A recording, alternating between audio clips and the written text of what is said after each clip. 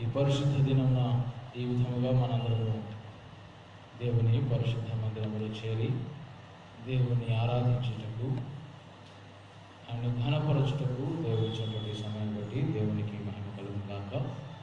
క్రీస్తు ప్రియమైన దేవుని సంగమం మీ అందరికీ మన ప్రభువును రక్షకుడైన యేసుక్రీస్తు అతి శ్రేష్టమైన నామమున శుభములు తెలియజేస్తున్నాను. మనము గత పరివారములుగా యెషయా గ్రంథము ఈ శీర్షికలో 32వ అధ్యాయములో దేవుడు యెషయా ప్రవక్త ద్వారా తెలియజేసినటువంటి మాటలను మనం తెలుసుకోబోతున్నాం.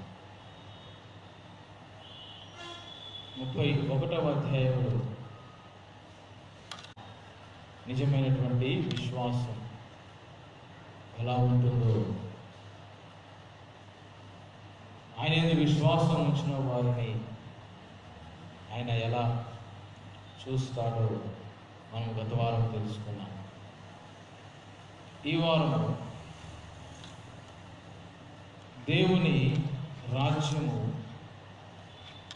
నీతి రాజ్యం అయితే ఆయన ఎలా పరిపాలిస్తాడు అనే విషయాలను ఈ 32వ అధ్యాయం ద్వారా మనం తెలుసుకోబోతున్నాం. క్రీస్తు ప్రేమికులారా, చాలా జాగ్రత్తగా గమనించండి. చాలా ప్రాముఖ్యమైనటువంటి విషయాలు ఈ అధ్యాయంలో యెషయా భక్తుని ద్వారా వ్రాయబడ్డాయి.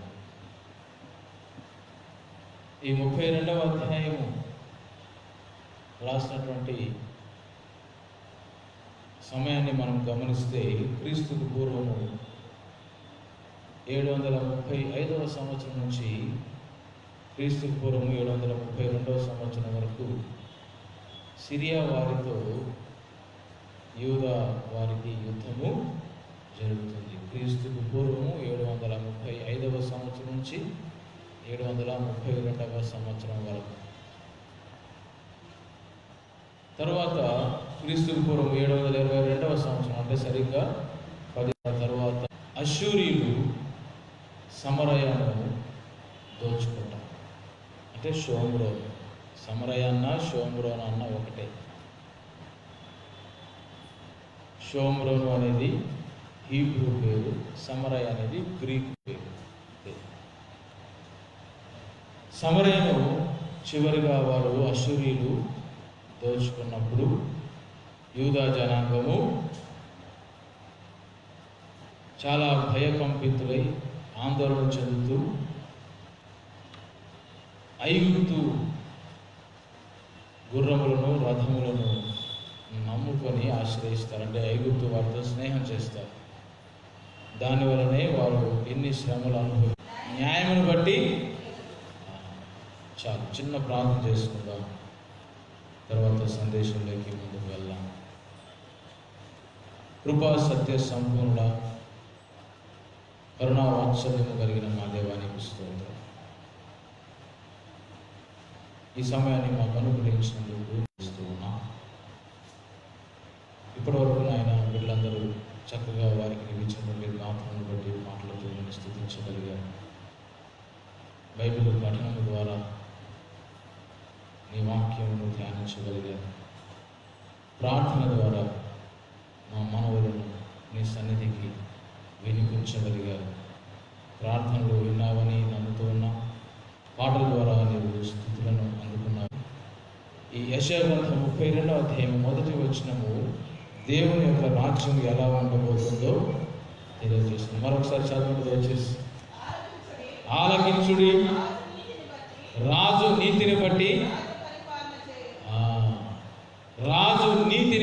రాజ్య పరిపాలన చేయు, అధికారులు న్యాయమును బట్టి. రాజు నీతిని బట్టి రాజ్య పరిపాలన చేయు, నీతిని బట్టి రాజ్య పరిపాలన చేస్తారు.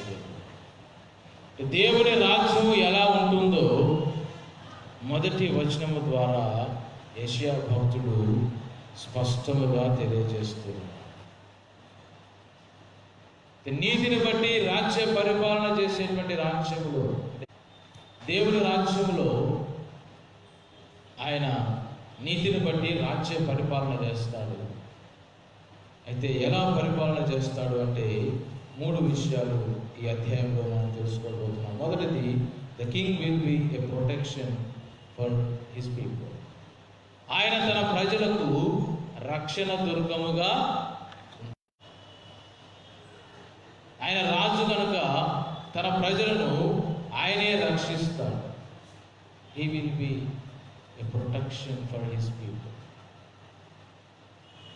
రెండవది ఏంటంటే, spiritual hardness will be removed from the peoples heart. ఆత్మీయ అంధత్వము తన ప్రజల హృదయాల్లో ఉన్నటువంటి గాలికి మరుగైన చోటు వలను, గాలి వానకు చాటైన చోటు వలను ఉండును. ఎండిన చోట నీళ్ల కాలువ వలను, అలసట పుట్టించు దేశమున గొప్ప బండ నీడ వలను. అంటే మనుషునికి ఎటువంటి కష్టమో, శ్రమ, ఇరుగు, ఇబ్బంది లేకుండా దేవుని రాజ్యంలో మనుషుడు జీవిస్తాడు. దేవుని ప్రభుత్వము అలా ఉంటుంది. ఎవరికి కూడా శ్రమ, ఎవరికి బాధ అనేది ఉండకుండా ఆయన చేస్తాడు. ఆ వచనానికి అర్థం అదే, మనుష్యుడు గాలికి మరుగైన చోటు అని. గాలి అనగా అనేక శ్రమలు, అనేక ఇబ్బందులు. మేక్ యు ఎస్కేప్, నీవు తప్పించుకునే విధంగా ఆయన చేస్తాడు. ఎందుకంటే ఆయనే నీ దాగు చోటుగా ఉన్నాడు, ఆయనే నీకు రాజుగా ఉన్నాడు కనుక ఏ శ్రమ నీకు తగులదు. ఆయన కాపాడుతాడు.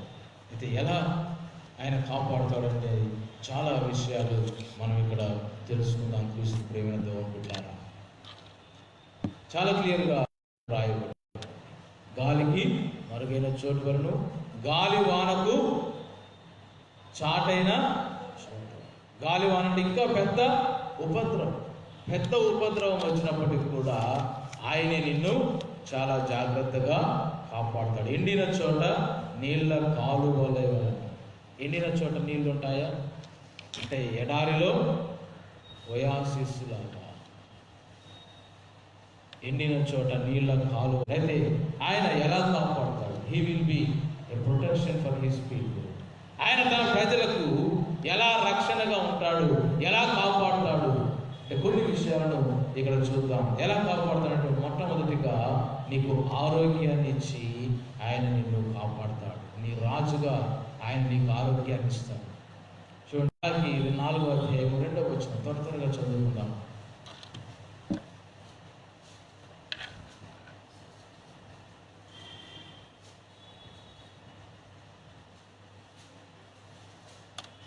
మలాకి 4వ అధ్యాయం 2వ వచనం, పాత నిబంధన గ్రంథంలో చివరి పుస్తకం. అయితే నా నామందు భయభక్తులు గల వారికి ఆరోగ్యాన్ని ఇచ్చి నిన్ను కాపాడుతాడు. ఆయన నీకేమాత్రము అనారోగ్యము కలగకుండా, నీకేమాత్రము వ్యాధి తగులకుండా. ఇక్కడ 91వ కీర్తనలో ఆ విషయాలు చాలా ఉంటాయి. పగటి వేళ ఎగురు బాణములకైనను, మధ్యాహ్నమందు పాడు చేయు రోగములకైనా నీవు భయపడకూడదు. ఎందుకంటే ఆయన తన రెక్కలతో నిన్ను కప్పుతాడు. ఆయనే రాజుగా ఉన్నాడు కనుక నీకు అనారోగ్యము తగులకుండా ఆయన తన రెక్కలతో నిన్ను కప్పుతాడు. ఆయన నీతి సూర్యుడిగా, నీకు నీతి సూర్యుడిగా ఉదయిస్తాడు. ఆయన రెక్కల క్రింద నీకు ఆరోగ్యము చేత నిన్ను కాపాడుతాడు. నిన్ను ఆయన ఎలా రక్షిస్తాడంటే నీకు ఆరోగ్యాన్ని ఇచ్చి రక్షిస్తాడు. అందుకే పాత నిబంధన గ్రంథంలో చాలా క్లియర్గా ఉంటుంది, స్వస్థపరచు యెహోవాను నేనే. యెహోవా రాఫా అంటే స్వస్థపరిచేది. స్వస్థపరిచేవాడు ఆయనే. ఒక రాజు ఉండవలసినటువంటి లక్షణం అదే, తన ప్రజలను తానే రక్షించాడు. ఆయన రాజు, ఆయన రాజ్యము నీతి రాజ్యము. ఆ నీతి రాజ్యంలో ఆయన ఏదో భయభక్తులు గల వారిని ఆయన తన రెక్కలతో కప్పుతాడు. తన రెక్కల క్రింద వారికి ఆరోగ్యాన్ని ఇస్తాడు. ఇక నీకు అనారోగ్యం అనేది దేవుని రాజ్యంలో ఉండదు. ఎందుకంటే ఆయన నీతి సూర్యుడిగా ఉన్నాడు. ఆయన రెక్కల క్రింద ఆరోగ్యాన్ని ఇస్తాడు కనుక ఇక నీకు అనారోగ్యం అనేది ఉండదు. ఇక రెండవదిగా మనం చూస్తే క్రీస్తు ప్రేమతో బిడ్డలారా, ఇంకా ఆయన నిన్ను ఎలా రక్షిస్తాడు అని గమనిస్తే అపోస్తలుడైన పౌలు తెస్సలోనిక సంఘానికి రాసినటువంటి మొదటి పత్రిక, తెస్సలోనికలకు రాసిన మొదటి పత్రిక 5వ అధ్యాయము 23వ వచనం చదవండి దయచేసి.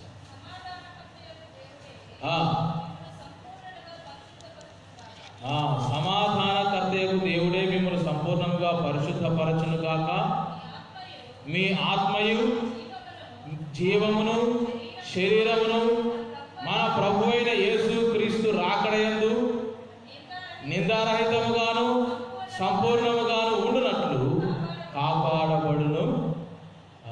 ఇంకా నిన్ను ఎలా కాపాడతాడట? ఆరోగ్యాన్ని ఇచ్చి కాపాడతాడు, మొదటిది. రెండవది ఏంటంటే ఆత్మయు జీవమును శరీరమును కూడా ఆయనే కాపాడతాడు. ఆయన రాకడ వరకు నీ ఆత్మ, జీవము, శరీరము కాపాడబడుతుంది ఆయన రాజ్యం. నీ ఆత్మకు చావు లేదు, నీ జీవమునకు ఏమీ ఢోకా లేదు, నీ శరీరమునకు ఏమాత్రము నీ శరీరము శిథిలమైపోకుండా ఆయన కాపాడతాడు.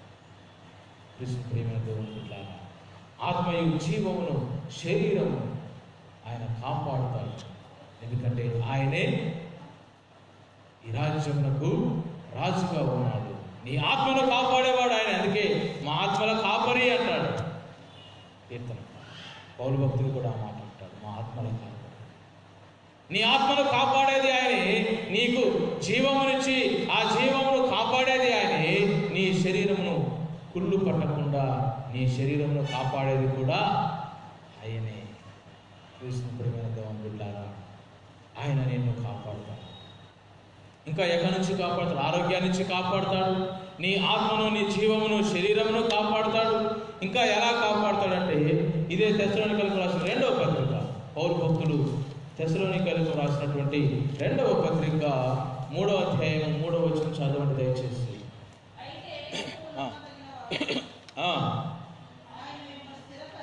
ఆయన మిమ్మును స్థిరపరచి దుష్టత్వం నుండి కాపాడు. దుష్టత్వం అంటే ఫుట్నోట్స్లో అర్థం ఏముంది? దుష్టుని నుండి కాపాడుతాడు. ఆరోగ్యాన్ని ఇచ్చి కాపాడుతాడు అంటే అనారోగ్యము రాకుండా నిన్ను కాపాడుతాడు ఆయన రాజ్యములో. అలాగే నీ ఆత్మను కాపాడుతాడు, నీ జీవమును కాపాడుతాడు, నీ శరీరమును కాపాడుతాడు. ఇంకా అన్నిటికంటే ముఖ్యముగా నీవు దుష్టత్వంలో పడిపోకుండా, దుష్టుని యొక్క వలలో చిక్కుకొనకుండా ఆయన నిన్ను దుష్టత్వం నుండి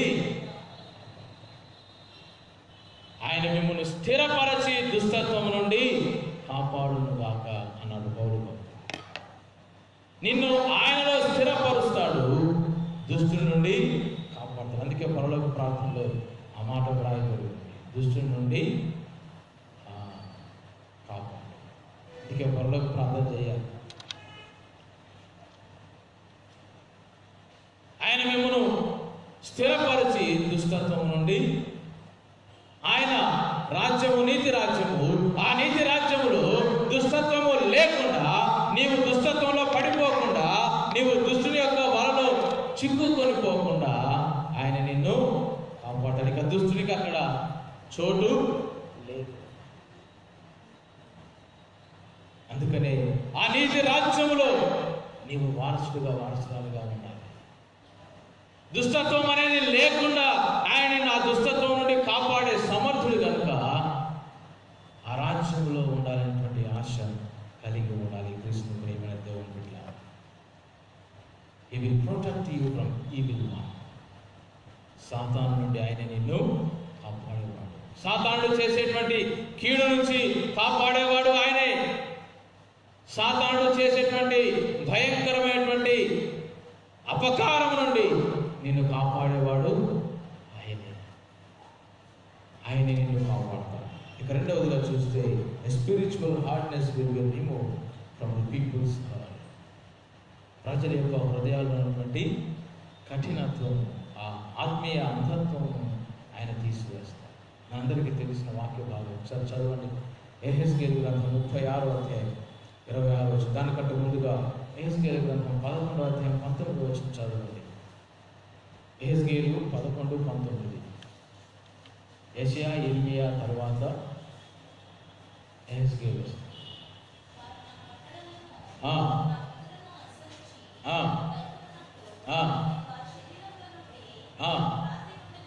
వారి శరీరంలో నుండి రాతి గుండెను తీసివేసి మాంసపు గుండెను ఇచ్చి వారికి ఏక మనస్సు కలుగజేసి వారి యందు నూతన ఆత్మను, వారి శరీరంలో ఉన్నటువంటి ఆ రాతి గుండెను తీసివేసి మాంసపు గుండెను ఇస్తాడట. ఇంకా వారికి ఏక మనస్సును కలుగజేసి వారి నూతన ఆత్మను ఆయన ఇస్తాడు. నీలో రాతి గుండె ఉన్నదేమో నిజంగా. రాతి గుండె అంటే దేనికి కరగనిది. ఇక దేనికి దేవుని మాటకే కరగకపోతే ఇక ఈ లోకంలో దేనికి కరగదు. ఇంత మధురమైనటువంటి తేనె కట్టెను, జుంటి తేనె ధారల కట్టెను, మధురమైనటువంటి దేవుని వాక్యానికి కరుగని నీ హృదయం ఇక ఈ లోకంలో దేనికి కలుగుతుంది? కృష్ణుని ప్రేమ దేవుని బిడ్డలారా, 36, 26 వచనం కూడా చదవండి. నూతన హృదయమును నీకు ఇచ్చేదను, నూతన స్వభావం నీకు కలుగజేసేదను, రాతి గుండె నీలో నుండి తీసివేసి మాంసపు గుండెను నీకు ఇచ్చాడు. నీలో ఉన్నటువంటి రాతి గుండెను ఆయన తీసివేస్తాడు, మాంసపు గుండెను ఆయన ఇస్తాడు. అంటే నీలో ఒక నూతన ఆత్మను ఆయన పుట్టిస్తాడు. నీ హృదయాన్ని నూతన పరుస్తాడు, నీ స్వభావాన్ని నూతన పరుస్తాడు. ఆయన రాజ్యము నీతి రాజ్యము కనుక ఆ నీతి రాజ్యములో నీవు నూతన స్వభావముతో, నూతన హృదయముతో, నూతన ఆత్మతో, మంచి హృదయముతో, పరిశుద్ధ హృదయముతో, పవిత్ర హృదయముతో నీవు జీవించేలాగా ఆయన చేస్తాడు. కృష్ణుని ప్రేమ దేవుని. నీలో ఎటువంటి హృదయం ఉన్నది? జాగ్రత్త. నీతిమంతులు లేని దేశము వర్ధిల్లదు. నీతిమంతులు లేని దేశము ఘనత వహించదు. కాబట్టి ఆయన నీతిమంతులు కనుక ఆయన రాజ్యంలో ఉండే వారందరూ నీతిమంతులుగా ఉండాలి, ఉండేలాగా ఆయన చేస్తాడు, ఉండేలాగా ఆయన చేస్తాడు. ఆ రోమా పత్రికలో చెప్పుకున్నటువంటి మాటలు అవే. ఒకసారి చూడండి, రోమా పత్రిక 5వ అధ్యాయం ఒకసారి చదువుతాం. రోమీయులకు రాసిన పత్రిక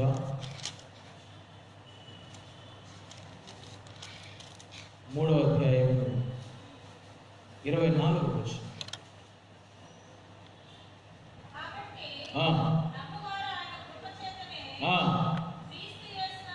క్రీస్తు యేసునందలి విమోచనము ద్వారా ఉచితముగా నీతిమంతులని తీర్చబడుచున్నారు. ఉచితముగా నీతిమంతులని తీర్చబడుచున్నారు. ఎవరి ద్వారా అంటే క్రీస్తు యేసునందలి విమోచనము ద్వారా. ఆయన నీతిమంతులు కనుక ఆయన రాజ్యంలో ఉన్న వారిని ఆయన నీతిమంతులుగా తీరుస్తాడు. అయితే ఎలా నీతిమంతులుగా తీరుస్తాడు? ఉచితముగా తీరుస్తాడు. మనం చాలా సందర్భాల్లో చూస్తుంటాం, ఎవరైనా ఏదైనా చట్ట వ్యతిరేక పనులు చేసినప్పుడు కోర్టులు వారిని శిక్షిస్తాయి. కొన్ని సందర్భాల్లో శిక్షతో పాటు జరిమానా కూడా వేస్తాయి. ఆ ఫైన్ కడితే ఇక వారు చేసిన తప్పుకు ఆ ఫైనే వారికి శిక్ష. కానీ ఆ తప్పును సరిదిద్దుకునే అవకాశం అయితే ఫైన్ కట్టాల్సిందే. కానీ ఇక్కడ దేవుడు ఇచ్చినటువంటి గొప్ప అవకాశం చూడండి. నీవు పాపము చేశావు, అయితే నీ పాపానికి తగినటువంటి రుసుము ఇక్కడ చెల్లించాల్సిన అవసరం లేదు. నీ పాపానికి తగినటువంటి ప్రతిఫలము మరణమే. అయితే ఆ మరణము నుంచి కూడా నీవు ఎటువంటి ఏమీ చెల్లించకుండా ఆయన ఉచితముగా నిన్ను నీతిమంతుడిగా తీరుస్తూ ఉన్నాడు. కారణం ఏమిటంటే నీవు చెల్లించవలసినటువంటి క్రయధనమును ఆయన శిలువలో తన ప్రాణమును తన పరిశుద్ధ రక్తమును క్రయధనముగా చెల్లించి నిన్ను ఉచితముగా ఆయన వలె నీతిమంతుడిగా. కాబట్టి క్రీస్తు యేసునందలి విమోచనము ద్వారా ఉచితముగా నీతిమంతులుగా తీర్చబడతారు. నీవు చేసినటువంటి పాపానికి ఇక్కడ ఏమీ చెల్లించవలసిన అవసరం లేదు. నీవు చెల్లించవలసింది ఒకటి, నీలో ఉన్నటువంటి ఆ రాతి గుండెను తీసివేయమని దేవుణ్ణి ప్రార్థించాలంటే దేవుని సన్నిధిలో నీవు చెల్లించవలసింది ఏంటంటే ప్రార్థన మాత్రమే. పశ్చాత్తాప హృదయంతో దేవుని సన్నిధిలో నీవు ప్రార్థించడం మాత్రమే. ఆయన నీ నుంచి నేను బలిని కోరను కానీ కనికరమునే, దయను కనికరము కోరేవాడు. నీవు ఆయన సన్నిధిలో మోకరించి నీ పాపమును ఒప్పుకున్నట్లయితే నిన్ను ఉచితముగా ఆయన నీతిమంతురాలుగా తీరుస్తాడు. కృష్ణ దేవుని బిడ్డలారా, జాగ్రత్త. నీలో ఉన్నటువంటి నీలో రాతి హృదయం ఉన్నదా? నీలో మాంసపు హృదయం ఉన్నదా? నీలో మంచి హృదయం ఉన్నదా? లేకపోతే ఈ లోకంలో ఈ లోకానుసారముగా అన్నిలు నడుచుకున్న రీతిగా చెడు నడత నడిచేటువంటి హృదయం ఉన్నదా? ఒకసారి పరీక్ష చేసుకో, నీ హృదయం ఎలా ఉన్నదో. అయితే ఆయన నీలో నూతన హృదయాన్ని పెడతాడు. నీలో ఉన్నటువంటి ఆ రాతి గుండెను తీసివేసి ఆయన మాంసపు గుండెను ఇస్తాడు. ఎందుకంటే నీవు ఆయన రక్షకులో వారసురాలుగా ఉండాలంటే నీలో ఉన్నటువంటి ఆ కఠిన హృదయం పనికిరాదు. నీలో ఉన్నటువంటి ఆ రాతి గుండె పనికిరాదు కనుక ఆయన తీసివేస్తాడు. నీతిమంతులు లేని దేశం వర్ధిల్లదు. కాబట్టి ఆయన రాజ్యంలో అందరూ నీతిమంతులుగానే ఉండాలి. ఆయన నీతిమంతులు కనుక ఆయన రాజ్యము నీతి రాజ్యము కనుక. సామెతల గ్రంథంలో సొలొమోను భక్తుడు కూడా చెప్తాడు. ఒకసారి చదవండి. సామెతలు 14:34. సామెతలు మరొకసారి చదవండి. నీతి జనములు ఘనతకెక్కుట కారణము. చాలా క్లియర్గా ఆ మాట వ్రాయబడి ఉంది ఇంగ్లీష్లో. అయితే నీతి జనములు ఘనతకెక్కుట కారణం. జనములు అంటే నేను చాలా సందర్భాల్లో చెప్పాను. తెలుగులో జనములు అని ఉంది అంటే దాని అర్థం ఏంటంటే దేశములు అని. నేషన్స్. ఇంగ్లీష్ బైబిల్లో చూస్తే నేషన్స్ అని ఉంటుంది. అంటే నీతి జనములు అంటే జనములు అంటే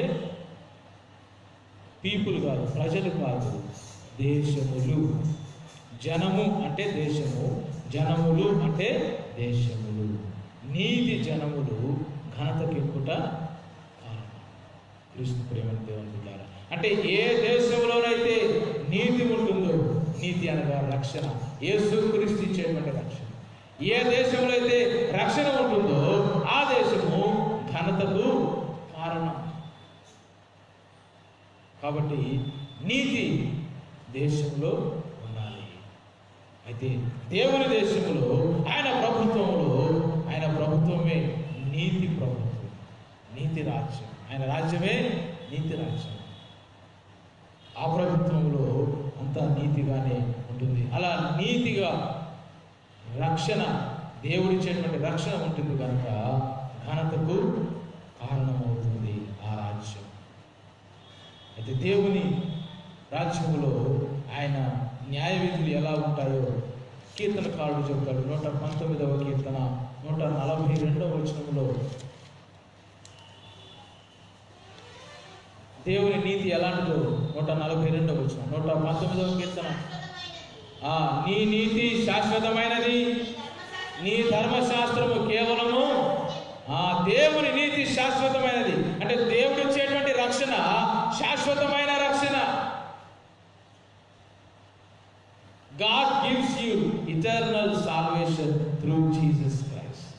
దేవుడు తన ప్రియకుమారుడు యేసుక్రీస్తు ద్వారా నీకు నిత్యమైనటువంటి రక్షణను ఇస్తాడు. అందుకని దావీదు భక్తుడికి ఆ విషయం తెలుసు కనుకనే అనుభవపూర్వకముగా దావీదు భక్తుడు చెబుతున్నాడు, నీ నీతి శాశ్వతమైనది, నీ ధర్మశాస్త్రము కేవలము సత్యం.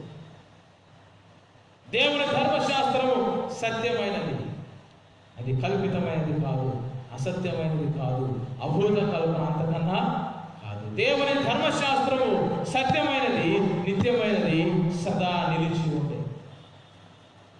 అందుకే నీ నీతి శాశ్వతమైనది. దేవుడు ఇచ్చేటువంటి రక్షణ శాశ్వతమైనది. ఆయన రాజ్యము శాశ్వత రాజ్యము కనుక, ఆయన రాజ్యము నీతి రాజ్యము కనుక ఆ రాజ్యము శాశ్వతముగా నిలిచి ఉండే రాజ్యం. అందుకనే ఆయన నీకు రక్షణ ఏదో ఒక గంటకు, ఒక రోజుకు, ఒక సంవత్సరానికి ఇచ్చే రక్షణ కాదు. ఆయన ఇచ్చేటువంటి రక్షణ శాశ్వతమైనది.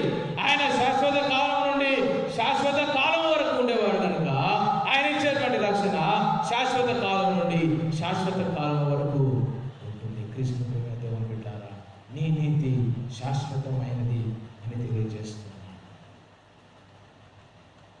జాగ్రత్త, ఆయన నీతి శాశ్వతమైనది. అట్టి శాశ్వతమైనటువంటి నీతిని నీవు పొందగలిగితే ఆ శాశ్వత లోకంలో, ఆ నీతి రాజ్యములో, ఆ పరలోక రాజ్యములో నీవు సదా ఆయనతో జీవిస్తావు. ఇక మూడవదిగా మనం చూస్తే, how will he accomplish such an awesome task. ఇంత గొప్ప భారం, ఇంత గొప్ప పనిని ఆయన ఎలా ముగిస్తాడు అని చూస్తే, మనం చదివినటువంటి వాక్య భాగంలోనే 32వ అధ్యాయం 15వ వచనం నుంచి 20వ వచనం వరకు చదివితే ఆయన ఈ రాజ్యం ఎంత గొప్పగా పరిపాలిస్తాడో చాలా స్పష్టంగా వ్రాయబడింది. అయితే 17వ వచనం చదవండి, సమయం లేదు కనుక. ఆ నీతి సమాధానము కలుగజేయును, నీతి వలన నిత్యము నిమ్మలము నిబ్బరము కలుగును. అప్పుడు నా జనులు విశ్రమ స్థలమునందును ఆశ్రయ స్థానములందును సుఖకరమైన నివాసములందును. ఇది దేవుని రాజ్యంలో ఆయన చేసేటువంటి గొప్ప పని. ఆయన ఎలా ఈ నీతి రాజ్యమును ఎలా పరిపాలిస్తాడు అంటే, నీతి సమాధానము, నీతి అనగా రక్షణ, రక్షణ నీకు సమాధానమును కలుగజేస్తుంది. రక్షణ వలన నిత్యము నిమ్మలము నిబ్బరము కలుగుతుంది నీ హృదయంలో. క్రీస్తు ప్రేమను దేవుని బిడ్డలారా, నీ హృదయంలో నెమ్మది కలగాలంటే ఆ రక్షణ కావాలి. అయితే ఆ 13వ వచనం చూడండి, పైనుండి మన మీద ఆత్మ కుమ్మరింపబడు వరకు నగరి విడువబడును, జన సమూహము గల పట్టణము.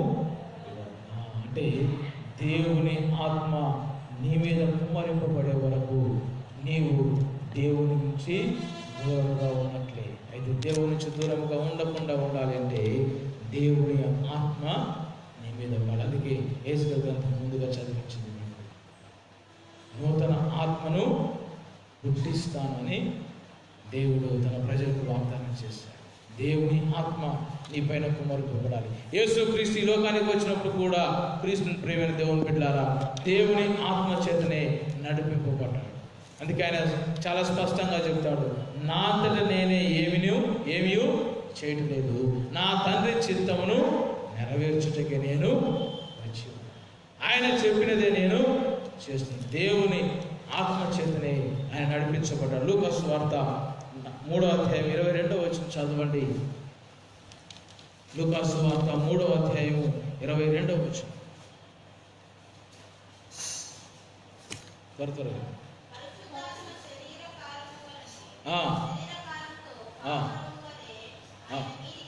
పరిశుద్ధాత్మ శరీరాకారముతో పావురము వలె ఆయన మీదికి దిగి వచ్చెను.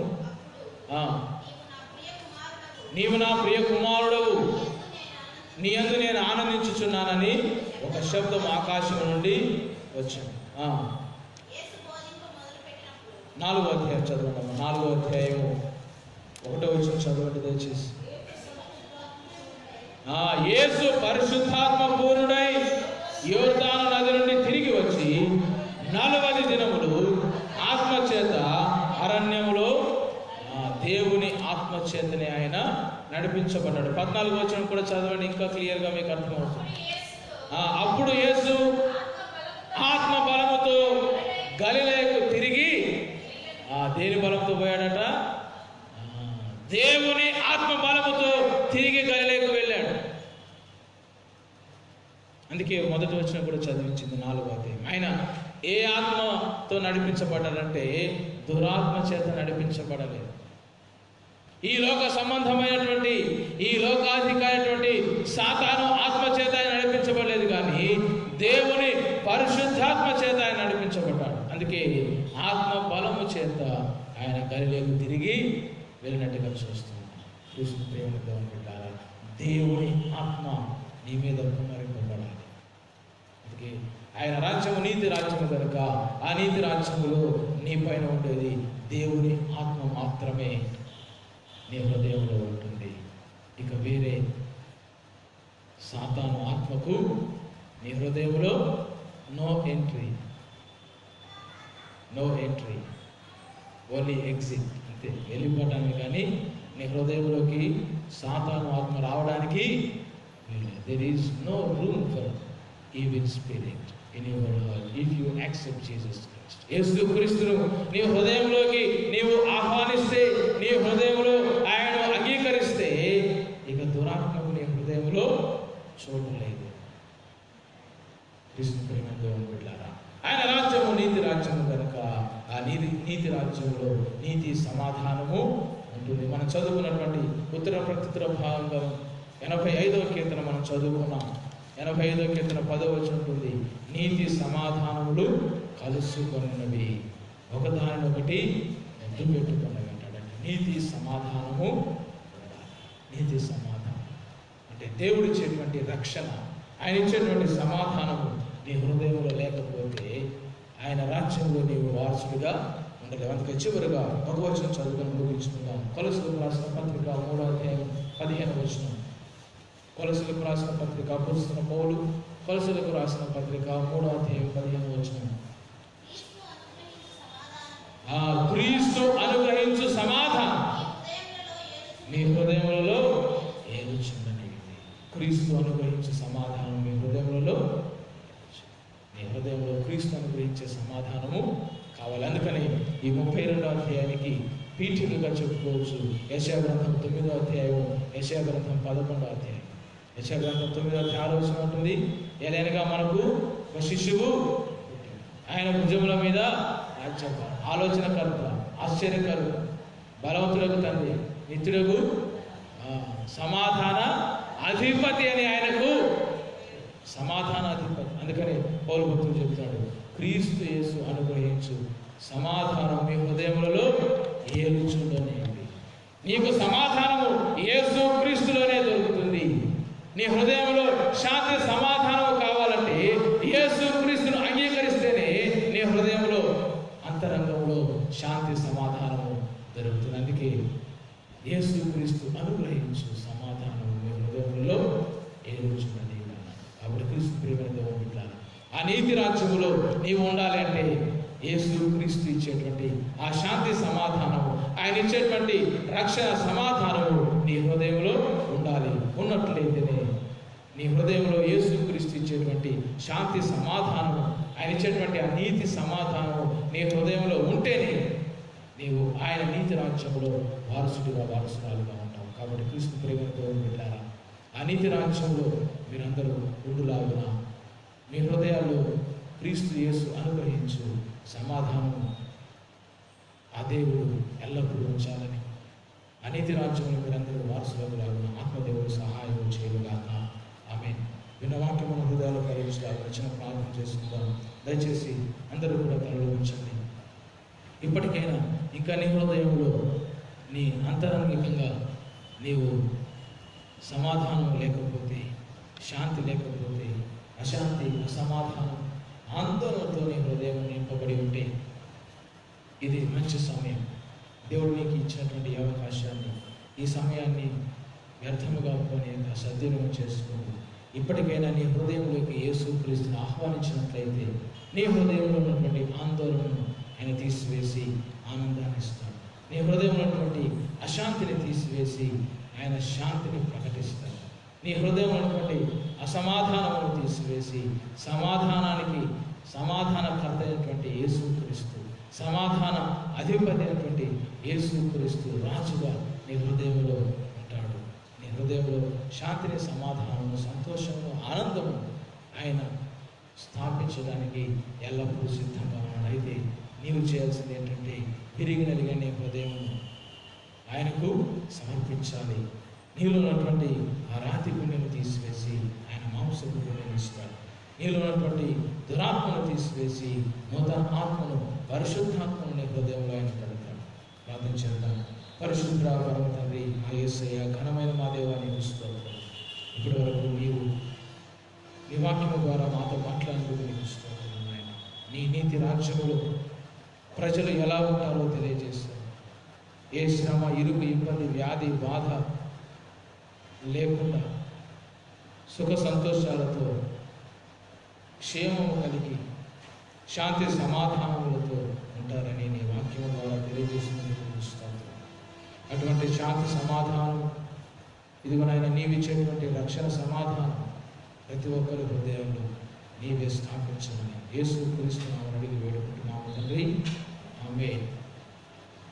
మంచిది. ఆంధ్రప్రదేశ్లో కీర్తన పుస్తకం నుంచి 441వ పాట, నావన్నీ అంగీకరించి మీ దేవుని పాట పాడుతుండగా ఆంధ్రులు సమర్పిద్దాం. నావన్నీ